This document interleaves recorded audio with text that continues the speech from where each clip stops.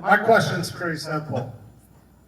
A number of years ago, I had to hang 600 free basketball nets to get you guys to pay attention to our basketball courts. I guilted you into fixing. Great, now we have basketball nets. But we don't have rec centers that are open 7 days a week, and you wonder why kids are running the street. We can't keep our pools open every day. You can ask David Lawrence, how many days a week does he work out? How many, boss? 5? Yeah. You need to get the pools open. We haven't had an answer from anybody on why that really expensive splash park is sat closed. And don't tell me it's for lack of lifeguards. You have bad management, and yet you can afford to buy a $500,000 building downtown in 2016 where there was no public use, and now just put $5.5 million into fixing it with, again, no public use. So where is the money for the people?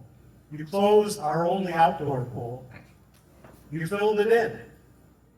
That's unacceptable. I want an answer. It's not going to be an ad campaign that's going to fix our kids. We need to provide recreational activities every day of the week. We need to have gyms open every day of the week. Kettering managed to keep their places open. Why can't the city of Dayton?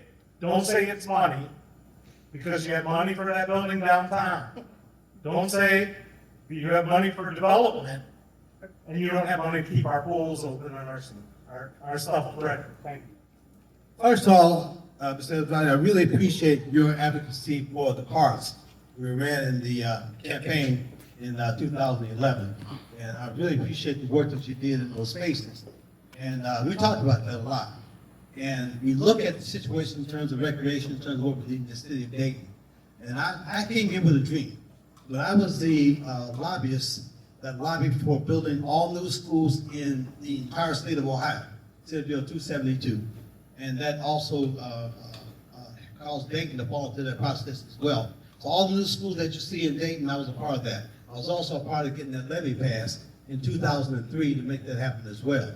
So my dream was to build all high schools that were 7 through 12 with the rec center attached to it. And I think about that every day. Every day. We had new superintendents, and we also had new board members who did not see the vision in terms of doing that. They were a little timid in terms of working through that process.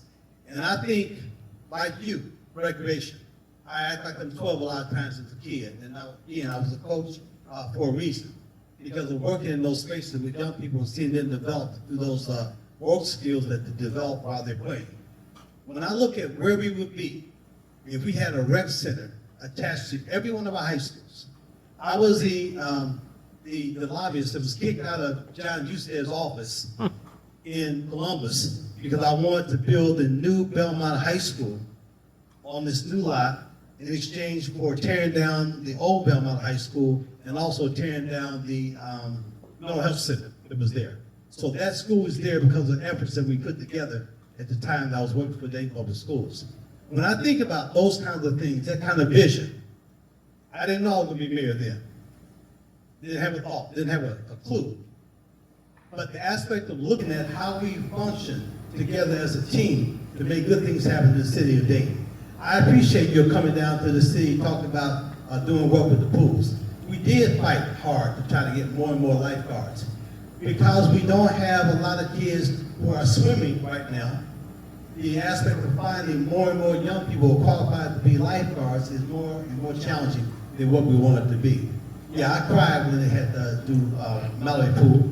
I was not a part of the commission when that decision was made, but one of the reasons why those decisions were made was because of the lack of resources that we had, which is one of the reasons why we talked about how important it was to pass that tax renewal, tax increase in 2016.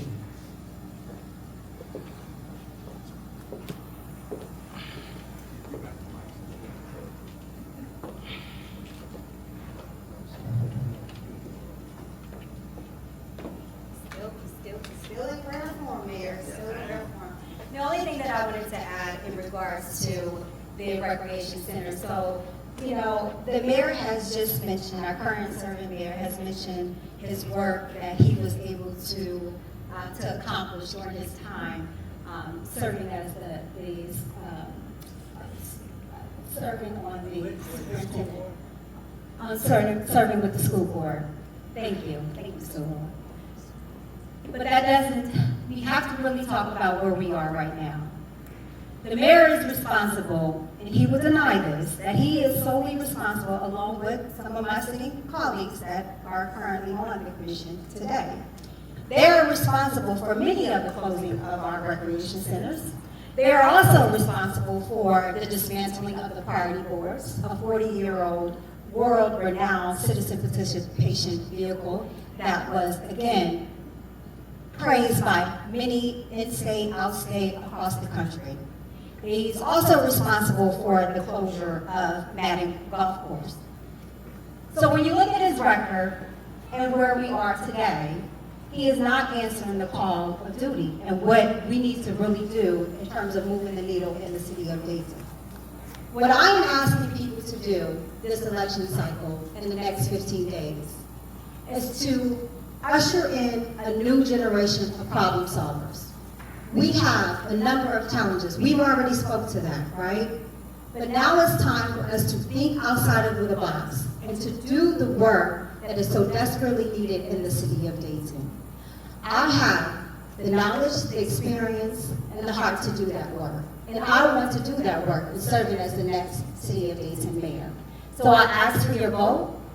I ask that you be very intentional when you cast your vote in the ballot box. It's time to move the city of Dayton forward. And I'm willing to do that work alongside Commissioner Fairchild and soon to be Commissioner Davis. We are in fact your neighborhood team. Again, we have held over 50 house parties. People are sick and tired of the divisive politics.